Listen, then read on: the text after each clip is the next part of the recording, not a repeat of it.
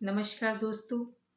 आज एक बार फिर से आपके समक्ष हाजिर हूँ बहुत ही सुंदर कहानी के साथ, जो मेरा खुद का अनुभव है। और आज उस अनुभव को एक कहानी के रूप में मैं आपके साथ साझा कर रही हूँ। मेरा मन किया कि ये अनुभव ऐसा अनुभव है जो आप भी कभी महसूस करते होंगे ज़िंदगी में। कहीं ना कहीं किसी मोड़ पर आपको भी ऐसी स्थिति का सामना करना पड़ सकता है, पड़ा भी होगा। पर उस स्थिति को आप चूकिए मत, और जहां भी हो किसी की मदद करने से हमें नहीं चूकना चाहिए। परोपकार से बड़ी सच्ची शिक्षा कोई भी नहीं है। तो इसी कहानी का मैंने नाम दिया है परोपकार। तो आपके साथ साझा करती हूँ। और दोस्तों, एक बार आपसे फिर से गुजारिश है, मेरे इस आकर्षण चैनल को सब्सक्राइब, लाइक और शेयर करना कृपया मत भूलिए। मुझे इस कहानी के लिए आपकी प्रतिक्रिया का बेसब्री से इंतज़ार रहेगा। शुरू करती हूँ अपना अनुभव, जो मैंने एक कहानी के रूप में दिया है। और इस कहानी का नाम मैंने दिया है परोपकार। एक 8-10 साल की मासूम सी गरीब लड़की एक बुक स्टोर पर चढ़ती है और एक पेंसिल और 10 रुपए की कॉपी खरीद लेती है। और फिर वहीं खड़ी होकर कहती हैं, आंटी, एक काम कहूँ, करोगी आप? मैंने भी कह दिया, जी हाँ बेटा, बोलो क्या काम है। आंटी, वह कलर पेंसिल का पैकेट कितने का है? मुझे चाहिए। ड्राइंग टीचर बहुत मारती है, मगर मेरे पास इतने पैसे नहीं हैं।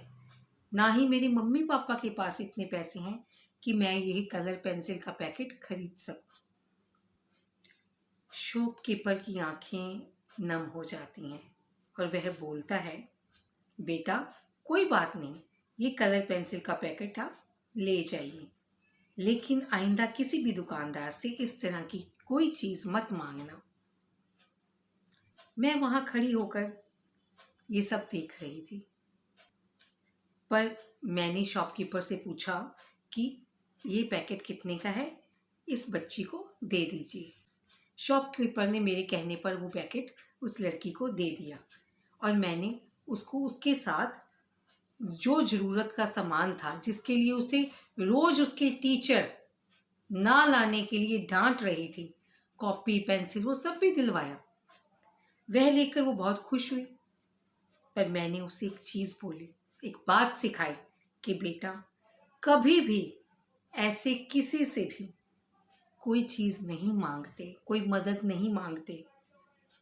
आजकल लोग बहुत बुरे हैं, तुम्हारे भरोसे का फायदा उठाते हैं।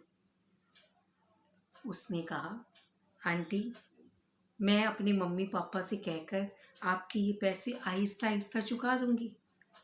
पर मैंने उसके सिर पर प्यार से हाथ रखा और कहा, बेटा, मैंने ये चीज़ें तुम्हें अपनी खुशी से दिलाई हैं, इसके लिए पैसे लौटाने की ज़रूरत नहीं है।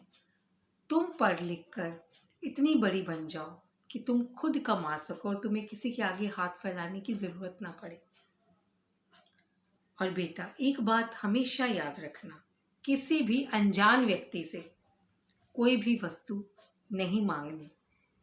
भगवान ना करे अगर ऐसी बच्चियां किसी वैश्य के हाथ लग जाएं, तो उनका क्या हश्र होगा।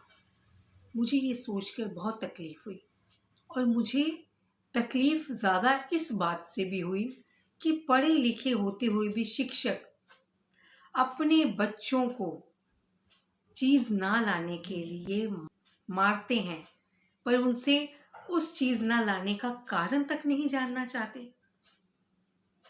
मेरी गुजारिश है शिक्षकों से कि अगर बच्चा कोई कॉपी पेंसिल या कोई और चीज़ नहीं लेके आ रहा, तो कृपया ये जानने का पहले प्रयास कीजिए कि क्या कारण है कि वो ला नहीं पा रहा वो चीज़। और हो सके तो ऐसे मासूम बच्चों की पढ़ाई की खातिर आप शिक्षक लोग मिलकर उसकी मदद ज़रूर करें। यकीन जानिए, हजारों लाखों की तनख्वाह में से चंद सौ रुपए अगर किसी की जिंदगी न सिर्फ बचा सकती हैं, बल्कि आपके ये छोटे छोटे प्रयास उनकी जिंदगी संवार भी सकते हैं। उस लड़की को जब मैंने देखा तो उसके चेहरे पर एक अनूठी सी मुस्कान थी। मैंने पूछा कि तुम कहाँ रहती हो, तो उसने मुझे अपने घर का रास्ता भी बताया। मैंने उसको अपना फ़ोन नंबर भी दिया कि आज के बाद अगर कोई चीज़ की तुझे ज़रूरत है तो तू मुझे इस पते पर, इस फ़ोन नंबर पर फ़ोन करके तुम मुझसे मांग सकती हो बेटा। हम सब चाहें तो ये छोटे छोटे प्रयास, छोटी छोटी मदद एक बच्चे की पढ़ाई में सहायक सिद्ध हो सकती है। एक अच्छा समाज निर्माण हो सकता है अगर सब बच्चे थोड़ा थोड़ा भी पढ़ लेंगे ना, तो एक अच्छे समाज का हम निर्माण कर सकते हैं। इन बच्चों का भविष्य सुधर सकता है, ये बुरी आदतों से बच सकते हैं, बुरे हाथों से ये बच सकते हैं। तो ये मेरा छोटा सा अनुभव था जो मैं आपके साथ साझा किए बिना नहीं रह पाई। आप हजारों लोगों की मदद करना चाहो तो नहीं कर सकते, पर आप उनमें से चंद लोगों की, कुछ लोगों की मदद तो कर सकते हैं। तो ऐसे लोगों की मदद करने के लिए हमेशा तत्पर रहिए। प्रयास छोटे हैं पर इनका निष्कर्ष बहुत बड़ा होगा। आशा करती हूँ आपको कहानी अच्छी लगी होगी और इससे आपको अच्छी शिक्षा भी मिली होगी। मिलूंगी अगली कहानी के साथ, अगले अपने अनुभव के साथ आपके साथ साझा करने, और मुझे आपकी प्रतिक्रिया का भी सब्री से इंतज़ार रहेगा।